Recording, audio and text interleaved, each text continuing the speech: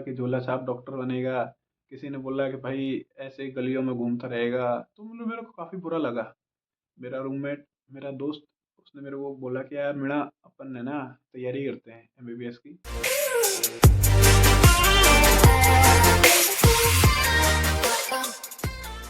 Hello guys, welcome back to my channel. My name is Ravi Kumar Meena.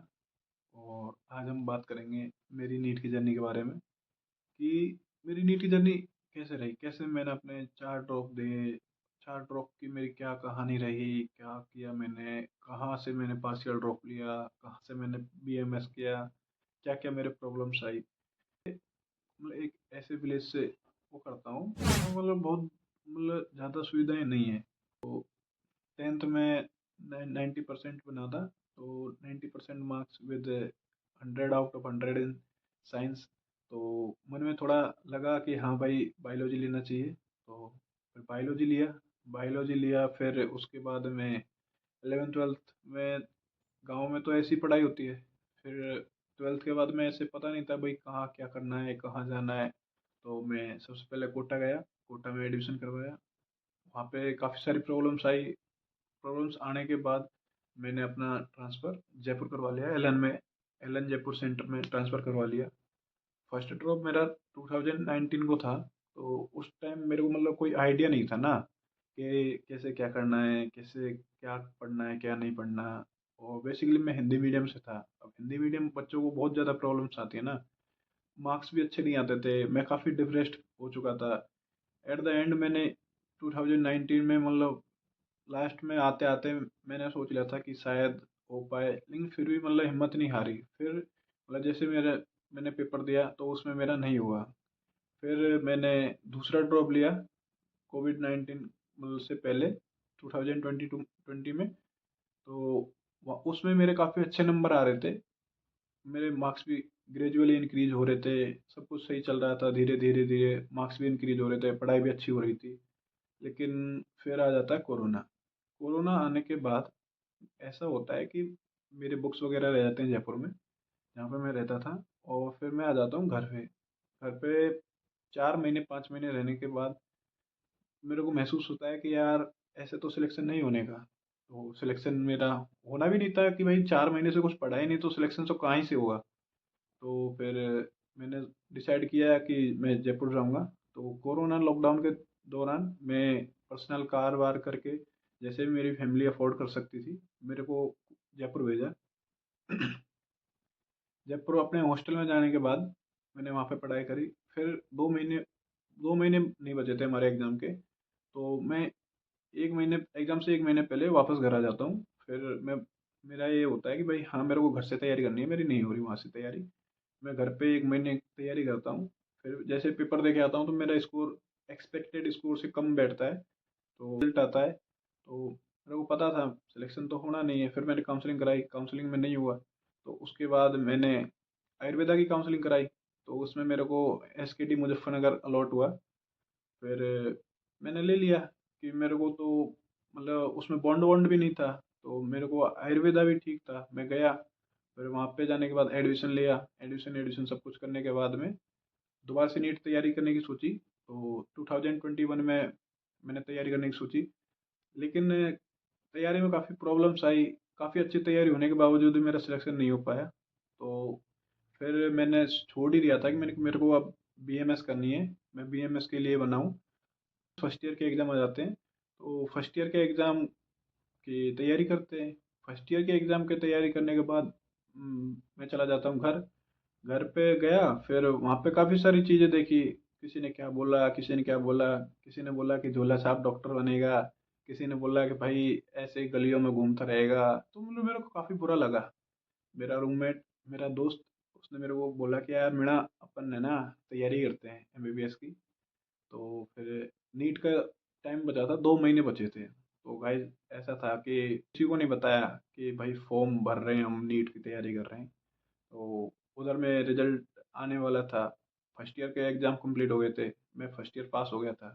तो तैयारी सब कुछ अच्छी चल रही थी, काफ़ी अच्छा पेपर वेपर सब कुछ अच्छा हो रहा था, सब कुछ अच्छा चल रहा था। और एक दूसरे की काफ़ी हेल्प भी कर रहे थे हम, काफ़ी अच्छे नंबर आ रहे थे मेरे।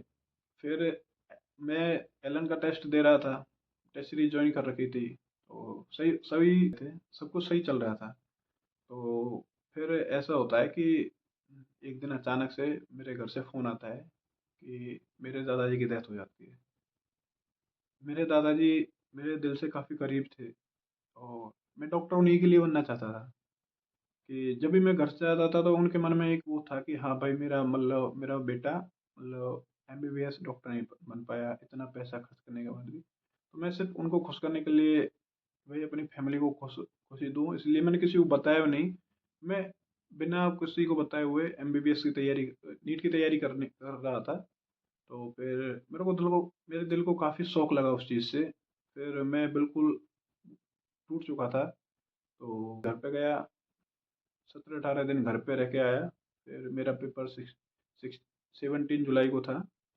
तो फिर मैं 7 जुलाई को मैं इधर मुजफ्फरनगर आ गया वापस कॉलेज में। फिर वहाँ पे आके पढ़ाई स्टार्ट करी। फिर मैं वापस घर गया। फिर बाबा के मतलब बड़े भाई की डेथ हो चुकी थी, तो फिर वहाँ पे गया। फिर मैं बिल्कुल बहुत ज़्यादा डिप्रेस्ड हो चुका था एग्ज़ाम से 2-3 दिन पहले। तो फिर मैं बिल्कुल वो हो रहा था कि भाई मेरे को पेपर ही नहीं देना है। तो फिर बताया मम्मी ऐसे-ऐसे मेरे प्रॉब्लम्स आए हैं, तो फिर मम्मी ने बोला कि कोई दिक्कत नहीं, तैयारी नहीं हुई है, कोई बात नहीं, लेकिन पेपर देना चाहिए। तो क्या होता है, कोई दिक्कत नहीं, पेपर नहीं हुआ, सिलेक्शन नहीं हुआ तो क्या दिक्कत है, कोई बात नहीं। मैं अपने सेंटर पे 1 दिन पहले पहुँच गया था, तो फिर वहाँ पे गया, मैंने थोड़ा बहुत जैसे मेरे को पढ़ाई करी, ठीक है, हो गया। फिर मैं सेंटर पे गया।